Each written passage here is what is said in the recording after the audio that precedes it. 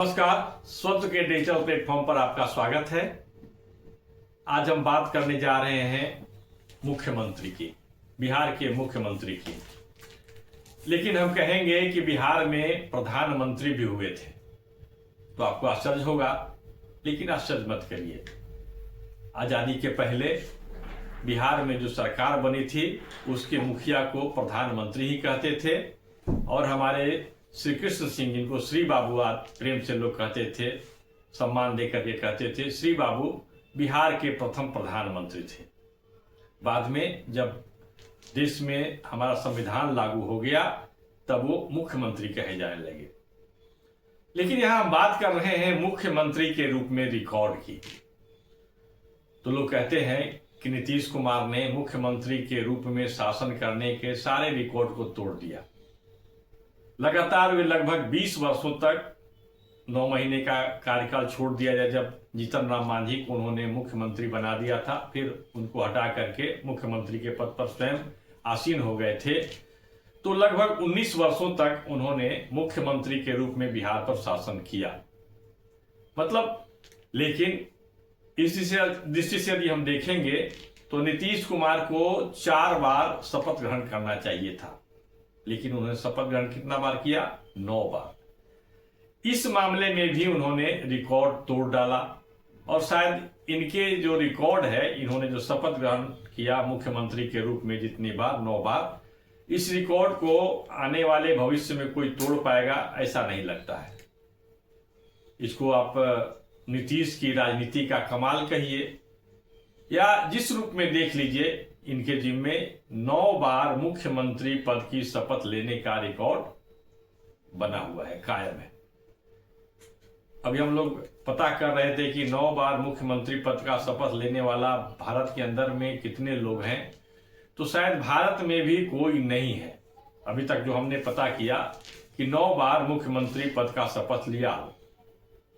लेकिन नीतीश कुमार ने 9 बार मुख्यमंत्री पद का शपथ लेकर के एक रिकॉर्ड कायम किया था। अब हम बात करते हैं श्री बाबू और नीतीश कुमार। पिछले 2-3 वर्ष पहले बहुत जोर शोर से बातें उठी थी कि नीतीश कुमार ने श्री बाबू के रिकॉर्ड को भी तोड़ दिया है। अधिक दिनों तक शासन करने, मुख्यमंत्री के रूप में शासन करने का रिकॉर्ड जो श्री बाबू का था, लगभग 17 वर्ष। उस 17 वर्ष को उन्होंने पिछले वर्ष ही आगे उसको, इस रिकॉर्ड को उन्होंने तोड़ डाला था। अभी वो 9 वर्ष लगभग 3 महीने इस पद पर रह करके एक नया रिकॉर्ड बना लिए। लालू यादव के भी बारे में कहा जाता है कि लालू यादव का परिवार भी बहुत दिनों तक राज किया, लेकिन लालू यादव मुख्यमंत्री के रूप में कितने दिनों तक रहे? तो मात्र 7 वर्ष 3 महीना ही मुख्यमंत्री के रूप में वो स्वयं रहे। लेकिन इसके बाद उनकी पत्नी मुख्यमंत्री बन गई बिहार की। तो इसीलिए कहा था लालू राबड़ी की सरकार। लालू यादव जेल में थे और मुख्यमंत्री की पद पर उनकी पत्नी श्रीमती राबड़ी देवी थी। और ऐसा कहा जाता है कि राबड़ी देवी को संकेत मिलता था जेल में बैठे हुए लालू प्रसाद यादव से, तब वह अपना साइन से हस्ताक्षर इसी फाइल पर करती थी। तो उसी कालखंड में यह बात चली कि रिमोट कंट्रोल मुख्यमंत्री, गुड़िया मुख्यमंत्री, ऐसा बहुत सारी बातें होती रहती थी। बात भी सही है। वास्तविक मुख्यमंत्री लालू प्रसाद रहे और पद पर आसीन एक मुहर की तरह मुख्यमंत्री राबड़ी देवी रही। तो यह भी एक प्रयोग रहा। और उसके बाद नीतीश कुमार को मौका मिला।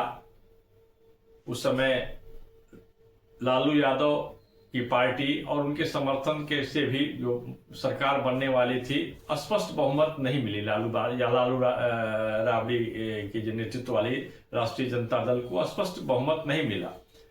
और ऐसे में उस समय के राज्यपाल विनोद पांडे ने मुख्यमंत्री पद पर शपथ लेने के लिए नीतीश कुमार को आमंत्रित कर दिया।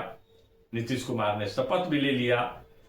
ये 22 जुलाई ये मुख्यमंत्री के रूप में पहला शपथ नीतीश कुमार ने लिया था।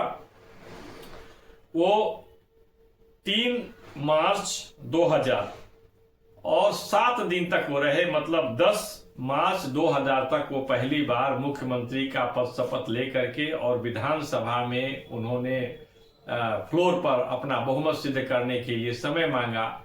विधानसभा की बैठक आहूत भी हुई, लेकिन नीतीश कुमार अपना वक्तव्य दिया, अपना भाषण दिया, लेकिन उनके समर्थन में बहुमत नहीं था। इसी कारण उन्होंने इस्तीफा की घोषणा की। ठीक उसी प्रकार से जैसे 13 दिनों की जो सरकार बनी थी अटल बिहारी वाजपेयी की, और उसमें उन्होंने अपनी बात को कहा, एक अवसर दिया, एक प्लेटफॉर्म के रूप में उपयोग किया और उसका पूरा प्रसारण भी हुआ था। देश में पूरी बात उनकी फैल गई थी। उसी स्टाइल में, उसी तरीके से नीतीश कुमार ने मुख्यमंत्री पद की शपथ तो ले ली। उनके साथ मंत्री के रूप में सुशील मोदी और पशुपति कुमार पारस 2 लोगों ने शपथ ग्रहण किया था, और हाउस में उन्होंने मुख्यमंत्री के रूप में, सदन के नेता के रूप में अपना भाषण, लंबा भाषण दिया, प्रभावशाली भाषण दिया, भावनात्मक रूप से भाषण दिया, और उसका प्रभाव, उसके बाद एक राजनीति चली नीतीश कुमार की। तो उस सब को लेकर के पहले मुख्यमंत्री के रूप में उन्होंने जो शपथ ग्रहण किया था, तो नीतीश कुमार ने बिहार में 9 बार मुख्यमंत्री पद का शपथ लिया, और इस प्रकार से इनके नाम से एक रिकॉर्ड रहा है।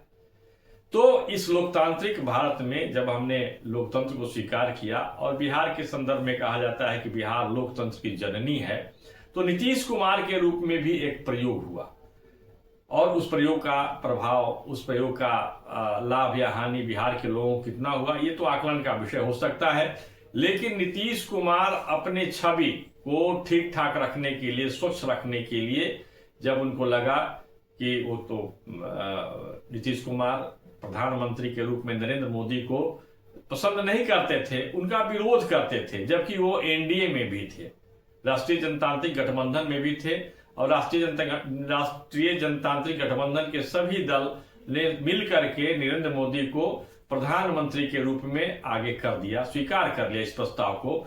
तब नीतीश कुमार अपना चेहरा, अपने स्टैंड पर कायम रहते हुए उन्होंने कहा, अलग सरकार बना ली, भाजपा से अलग हट करके उनकी सरकार चलती भी रही। लेकिन जब 2014 के चुनाव में नरेंद्र मोदी थंपिंग मेजोरिटी से, बहुमत से, बहुत बड़े मेजोरिटी के साथ जब प्रधानमंत्री के पद पर आसीन हुए, तो यह नीतीश कुमार के लिए असह्य जैसा था, और उन्होंने एक नैतिक जिम्मेदारी लेते हुए अपना इस मुख्यमंत्री पद से इस्तीफा दे दिया। इस्तीफा दे करके उस पद पर किसको आसीन किया, तो उस पद पर आसीन कर दिया जीतन राम मांझी को। लेकिन जीतन राम मांझी अपने तरीके से जब शासन करना शुरू कर दिए, तब नीतीश कुमार से भी ये इस प्रकार की स्थिति में भी बर्दाश्त नहीं हो पाया, और उन्होंने जीतन राम मांझी को हटा दिया। हटा करके स्वयं मुख्यमंत्री पद पर आसीन हो गए, और 2015 के चुनाव लड़े लालू प्रसाद यादव के राजद के साथ मिलकर के,